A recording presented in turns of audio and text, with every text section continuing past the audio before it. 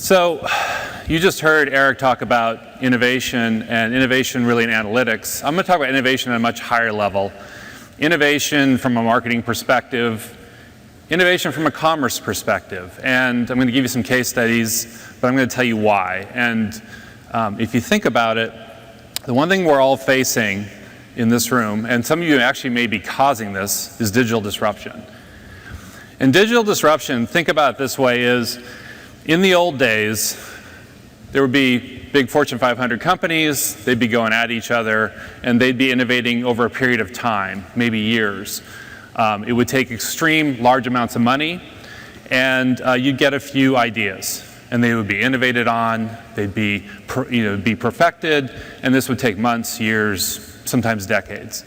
Today, innovation could happen in moments. It can happen in very short periods of time.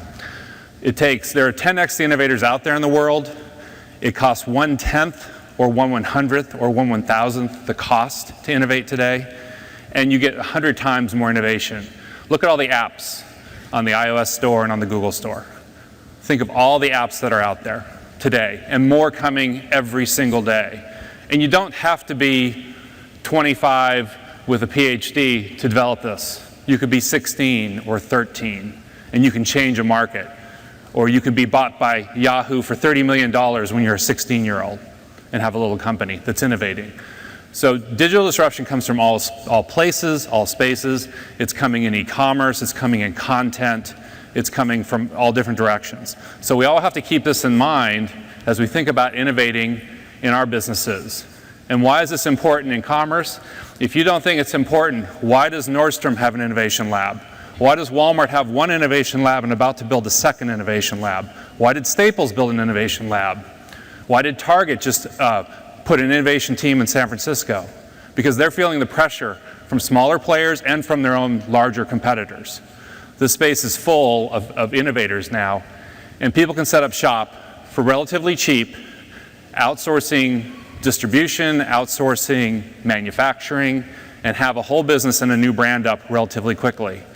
And if you want to look at one little player that's changing the world right now, look at that little company Uber and how they're changing the whole world of taxis in major metropolitan areas. And they're not just going to stop there, they're going to continue adding more services. So those are the little innovators that could. And I'm going to give you one little example. How many of you heard of the book Wool? How many? I'm always amazed. Only a few hands. This has been the top 10 selling science fiction Kindle books for 18 months. It was written by a guy named Hugh Howey. Hugh Howey was living in Boone, North Carolina with his wife. He was working in a bookstore. He had written 2 books that sold a total of 1,000 copies. No publisher wanted to talk to him. No publisher cared who he was. He decided to serialize this book, Wool. And when he did that, he just put out a few chapters at a time, sold them for 99 cents, $1.99.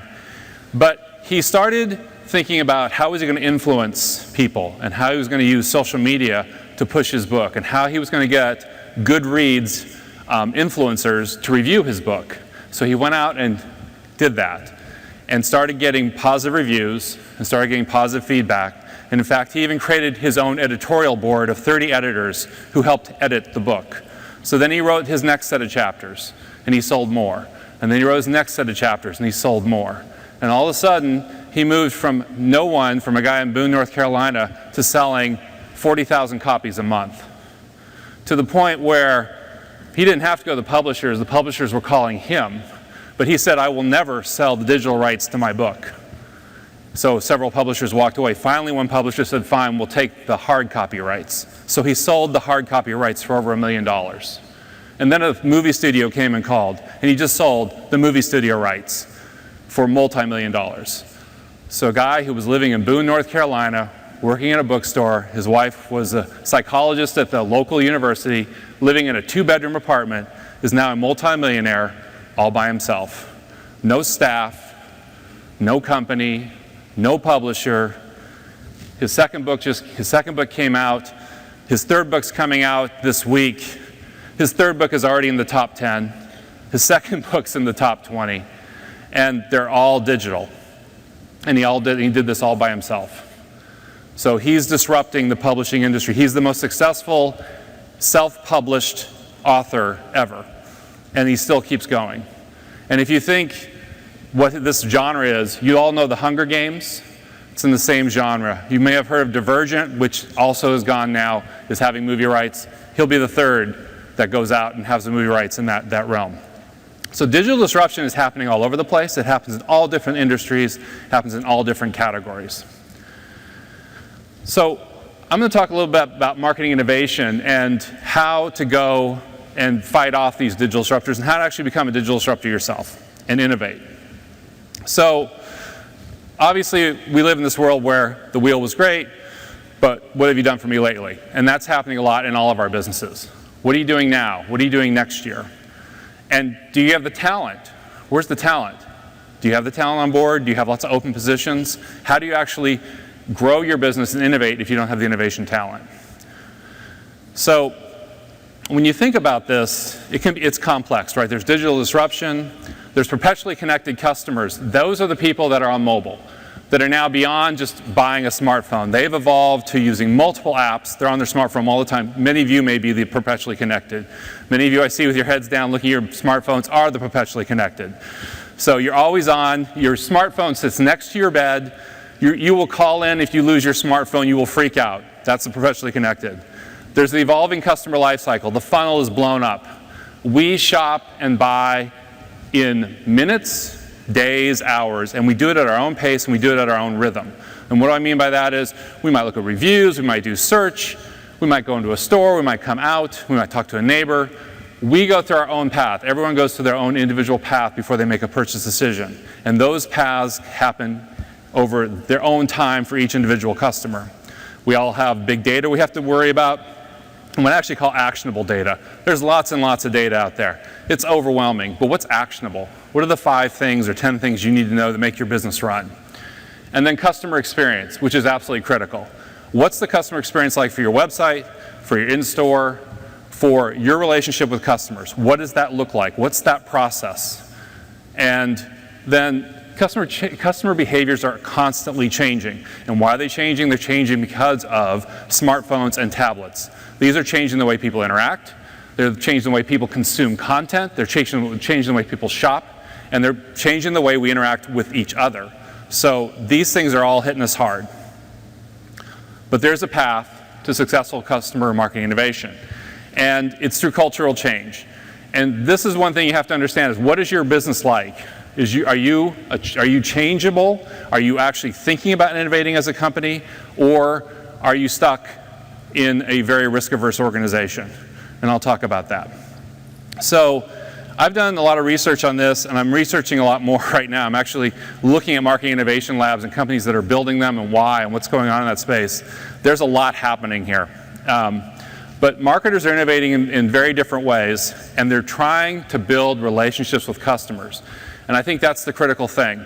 You don't want to be commoditized, because the minute you're commoditized, anyone can come after you.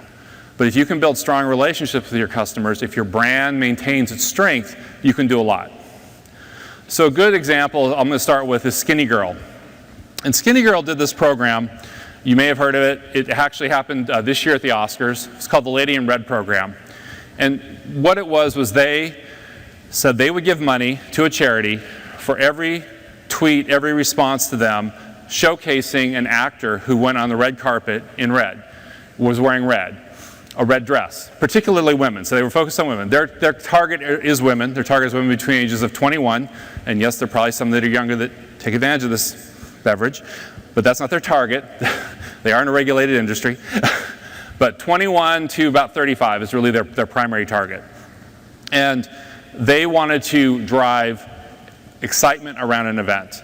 And they knew that this product, that's actually could be the focus of it. So they actually created a charity and they focused on that. The one interesting thing about their parent, Beam, is that it's a very entrepreneurial company, and they told the staff as they were doing the social media program during the Oscars, you have freedom. You can't obviously target under the age of 21, but you have freedom to innovate as you're doing the program. They put out, and they said they were going to give up to $50,000 to this charity, and for every woman actor in a red dress. They also created event kits that they sent out to different groups around the United States. This is from the Quad City group in Iowa, who ran their own Oscar party, and they ran it around Skinny Girl. Now, they didn't give them the drinks, they had to buy the drinks, but they had a whole kit around setting it up. So they actually wanted to spread the event across the United States. They didn't have a huge budget. They did use traditional, they did do some media spend on E. They did some, they got into some interviews, they got a lot of PR around that. It actually worked really well. The one thing that happened during the event is a lot of their fans started calling out, but there's actors wearing red ties and there's actors wearing red coats, does that count? They had to make an immediate call and say, yes, it does. And the reason this was important was because it jacked up the amount of money they spent dramatically. It doubled it. But on the fly, they made the call and they actually innovated on the fly and did that and really delighted their customers, building a strong relationship. The programs have worked so well that they've now decided that every major entertainment event, so all the award shows, are where they're going to actually spend their effort on social, digital, traditional, and they're marrying those all up together. So these don't go as silos, these go as a marriage, as an integrated program to actually develop a relationship with their customers, and doing these packages that actually they want parties around the United States as well. So that was one step. So this is actually a fairly new brand. If you remember I think the Wives of New York, it came out of one of their folks. They actually bought the brand, but they had to actually launch it and make it grow. So that's one case. Another one, how many of you have been to Chick-fil-A? A few? Okay. Chick-fil-A has this program, it's called the Daddy-Daughter Date Night program. I know it sounds a little strange, but it was actually started in Olaf, Kansas by one of their operators. They don't call their franchisees, they call them operators. And operators are actually like family to the business. They created a program where fathers and targeting daughters 4 to 8 years old could have a night out at Chick-fil-A, a special event. They actually cordoned off a section of the restaurant. They put out white tablecloths. They had a special, quote, Chick-fil-A menu. And they also had a conversation starter for the fathers and daughters to have a conversation. They did this program in one store, and then they brought it to their overall operator meeting, and all the operators jumped on it, and they started growing it out across markets. They sell out almost every single one of these. They get a wait list of people wanting to do it. They do 4 seatings a night. What does it do? It locks in the current generation, the dad who's paying for the meal. It locks in the next generation, the daughter who had this incredible experience with her father. And then, because the program works so well, and there was also a digital component to it, then they got tremendous social media, but hyper-local around the given operator, the given store. So that's what they wanted. They wanted the relationship developed with the store and the brand, but the store in particular, because that's where they know the interaction happens. Then they developed the mother-son program. Then they developed the dad-son football program. And all these different programs were set up to drive traffic into the store, but to also build relationships, multi-generational relationships. They now have groups of grandparents, the parents, and the kids showing up for these events and developing a tighter brand relationship with the store that lasts forever, and that's what they're looking for. The method to the madness was they want this long-term relationship. And then they wrap digital, and now they've wrapped in their app. Now they have a mobile app that wraps into it, and the whole thing is all integrated tightly. Another thing that they're doing is they just opened in December their innovation lab. 40,000 square feet right across the street from their headquarters. They actually have 2 full restaurants in there. And you think, well, yeah, for a restaurant guy, this is what they should have, working on processes and things like that. That's not the focus. They work on branding.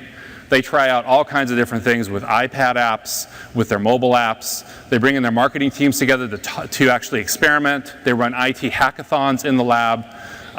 They do all kinds of different things in their innovation space. And it is to drive innovation back into the organization.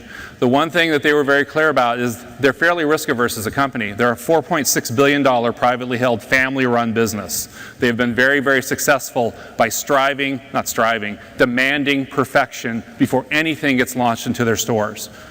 And when you demand perfection before anything gets launched, what happens? Not very much, and very slowly. It takes years to get things out. And how do people rise to the ranks? by achieving perfection, which takes years to roll things out. So what happened to innovation in the company? It stalled. The executive leadership realized they had a major problem. They developed all these middle managers who were perfect and perfectly slow. And they needed to shake that tree. So they put this innovation center right across the street from the headquarters. They have shuttles between the headquarters and the innovation center so that people can come over and shake off the perfection so they can actually fail every once in a while, try things out. So that's another way to think about how you can innovate. Here's another one. You see these stores around, 7-Eleven. And most people don't realize that their North Star, their brand North Star, is delivering convenience to the world. And if you have a brand North Star like that, in other words, that's your goal for your brand, you can do a lot of different things. 7-Eleven, and most people don't think of them as an innovative company, actually started realizing they had tremendous amounts of data coming out of their stores and an opportunity to engage with their customers and build relationships. Their customers primarily sit in the middle income on down, and they started a program. They did their Slurpee Nation program. And through the Slurpee Nation program, they started getting information on what SKUs were being bought in what stores at what time of day, by who. And just that one SKU a set of data opened their minds to what else could we do, what else could we offer, what else could we deliver. Then they created the 7-Election program. Did any of you hear about the 7-Election program? Okay, so the 7-Election program, some of you, they put red and blue coffee cups in all their stores. And whoever you're going to vote for, whether it was Democrat or Republican, you picked the cup, the coffee cup. They collected all the data from across all their stores. They were not accurate by the actual percentage, but they were accurate by county of who won in that county, based on which coffee cups were bought. More data. So they realized that they had actual cool data. They had 8,000 plus stores, 9 million plus transactions a day, and they had this great footprint. What could we do with this footprint? So the next step was, okay, we have this data. We don't have interior talent, internal talent to actually build out new apps and new services, but we have data from our back-end IT group, and we have the stores. What can we do? They developed an API strategy. They opened up APIs, and they actually ran a hackathon at South by Southwest. The funniest part about the hackathon is when they told the developers that 7-Eleven was sponsoring the hackathon, the developers said, oh, is that a new agency? Because none of them could believe that 7-Eleven would innovate and run a hackathon. They actually did that event. They actually had a winner who developed an SMS app of all things because of the target market. And from there, they realized they needed to build a mobile app. Their mobile app is now out and running. Their mobile app actually changed content in context by time of day and by location where you are. And they continually update their app.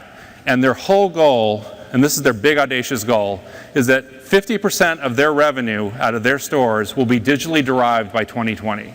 That doesn't mean they're going to disintermediate them with e-commerce. That means they're going to leverage those stores and integrate digital experiences to drive transactions and customer experience and create new services for those stores. So that's another way to actually drive innovation. And then finally, if you're a big corporation like Nestle, one of the things that you run into is you're a big corporation like Nestle. 300,000 people, it's tough to change the culture of the organization. They've created a digital acceleration team lab where they actually bring in people from around the organization and they put them through real-world operational projects. They have them do social media projects, brand projects, digital projects, and then they throw them back out into the organization to help the organization grow and transform. So that's another way to do it, through education. They've now built a 4th digital acceleration team center, one in China, they have one in Switzerland, they have one in Latin America, and they have one in the US. So these companies are all looking at different ways to actually innovate and drive change in their organizations and help compete in a very tough market. So marketing innovation really is, it's a mindset. And you got to understand your own culture so you can know where you are today and where you're going to go.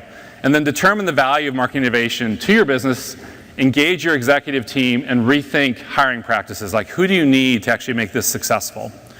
So one way I looked at it, I did a lot of research on this, was there's kind of a 4-corner way of looking at this. The first one is the toughest to come out of is the risk averse.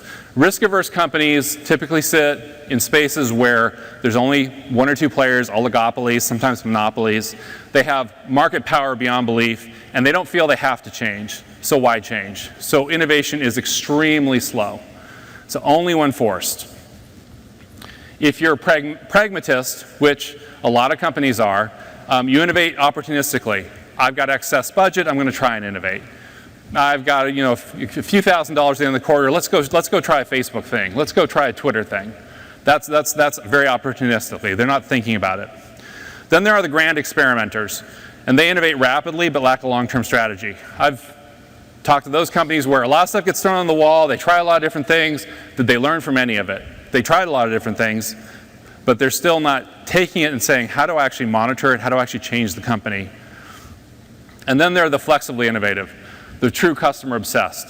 And these guys say, I'm going to cut a part of my budget and dedicate it to innovation. So have any of you heard of the Coca-Cola Liquid and Linked program? What they do is 70% of the money is focused on what's working today. 20% of their budget is focused on what is actually gaining some traction. And then 10% is on, we haven't tried it. We don't know if anyone's tried it. Let's try it and see what happens. But every one of those is, how do we measure? How do we win from that? How does it work? So they look at it that way. They really dedicate budget. So another way to look at this is the risk averse do no harm. Pragmatists, fast followers. Experimenters are haphazard testers. And customer obsessed are planned innovators. That's another way to think about it. But the customer obsessed wins. And we believe in the time that we're living now, it's the customer's king. I think you all realize this, but if you keep that in your mindset as you think about innovation, and you think about where is your brand core competency, where can you actually win, having being customer obsessed is actually a winning strategy. And then as you see where customers are moving, you either move with them rapidly or you step out in front of them and lead them. So here are my recommendations to think about as you look at your marketing innovation strategies. Be bold now and accelerate. You don't have time to wait, because either your current competitors are doing it or new competitors are lining up, because if they see you have weaknesses, they're ready to come in. The best marketing innovations come from the ground up. They come from all over the place. Chick-fil-A's best marketing innovations come from their operators. They come out of the stores. That's where those guys, they come up with new ideas, they try them on their own, and they actually bring them back up to the corporation. Digital acceleration team, they come out of the region. For Nestle, they come out of the regions. So think about, as you look around your organization, look for those opportunities. And you should be setting big, audacious goals, even if it's just for your own group. Set a big, audacious goal. What's going to change? Where would you want your group to be? Where would you want your e-commerce store to be? What type of relationship do you want to have with your customers? Do you want to have a commodity relationship where you're just battling for every penny? Or do you want to have a long-term relationship where they keep coming back over and over and over again? They trust you. They get a great experience with you. Shipping's fantastic. All those different things. And then the other thing I always say, there are a lot of great digital practitioners out there, but you need practitioners who can actually communicate, can actually help your executive understand where they need to go in the digital space. It's great to have data scientists and really smart digital people, but you need a group also that can go up to your executives, to your marketers, and say, look, this is the best way to approach this, and here's why, and explain it to them in their language, doing business cases, and make it make sense. So some of the things I'm looking at next, and I think this is going to be really interesting, is I've got a report out on how you can evaluate your own organization. That's coming out very shortly. I did a benchmark. Sad thing about the benchmark is only about 10% of organizations are really dedicating funding to marketing innovation. Most of them are dedicating it to the what's now marketing practices. I'm looking at innovation labs right now because they are being built up all over the place. Why are they being built up a whole bunch of Silicon Valley, and why are some being built up right next to headquarters or right within their own headquarters? And then agency and brand partnerships, that's another opportunity to innovate. Think about how you can innovate with your agency partner. What space do they have available to you? Building an innovation lab is a high expense. It also puts a high target on the back of those who build it. And then think about marketing innovation across the customer life cycle. And then finally, one of these areas where I found it really interesting is marketing innovation in a sensor-laden world. You know, we all heard of the Nike Fuel Band, the Fitbit, but what happens when your sensors in your washing machine and your refrigerator and your HVAC system in your house start talking to you and start giving you insights, and actually you can have a different type of relationship as a marketer with a customer. It's the connected home, it's the connected car. Thinking of the car as a technology platform, thinking of the house as a technology platform. What does that change? How does that change our relationship? When can we offer them products and services and change that relationship with them? So at this point, I will open it up for questions, if there are any. I have one right in the front. You are the questionnaire today, aren't you? You go ahead and say it and I'll repeat it. Oh, yeah. What do you see as the number one game changer as far as mobile goes? Yeah, so she's asking, what is the number one game changer as how mobile goes? There's a couple different things. One is there's this, the sensor issue, the sensor-laden world is going to be a big game changer for mobile. And the reason I say that is where are the future mobile devices, are we going to wear them? Because we're going to wear them. Are we going to wear them as glasses, as Google is proposing? Are we going to wear them as watches, as we all keep hearing is coming? Or are we going to wear them on our clothes, these sensors? And actually, we did a study, and we found that when we asked consumers what they thought, 28% of them, this is the number one category, said, if you put the sensors in my clothes, that'd be cool. They actually didn't want to have to be tied to any specific device. They just put it in my clothes, I'll wear it, no one will know it's there, and I'll marry that up with whatever mobile device I pick. I think the other thing that's going to be interesting in the mobile space is, and I was theorizing that we were going to live in this world of screens. Well, we don't have to live in a world of screens. We already have the screen. Our smartphone and our tablet are the screen. So if the smartphone and the tablet are the screen that you're going to use to interact with things, whatever those things might be, then as long as you put the sensors in the devices and they can feed the data up to a cloud where there's intelligence, and the intelligence can do the analysis and then immediately feed that back down to the app on whatever device you choose, you've got the benefit. So marrying up the intelligence with the data, with the sensors, with the mobile interface that the consumer chooses, so don't worry about what that interface is the winning proposition. Is this going to happen tomorrow? It's getting there. It's moving rapidly. Some things will move faster. The sensors are still they're going out there. They're still a little too expensive. And how do you actually get the data out of the sensors and get that to the cloud they're still working on that. But as this stuff becomes more and more ubiquitous over time, the relationship that marketers can have with an individual becomes really interesting. Now there's some privacy issues. You got to aggregate the data. You have to set up the privacy concerns. But if you know like where they are, you know a lot about them. So I think that's going to be an interesting change in the mobile space. Other questions?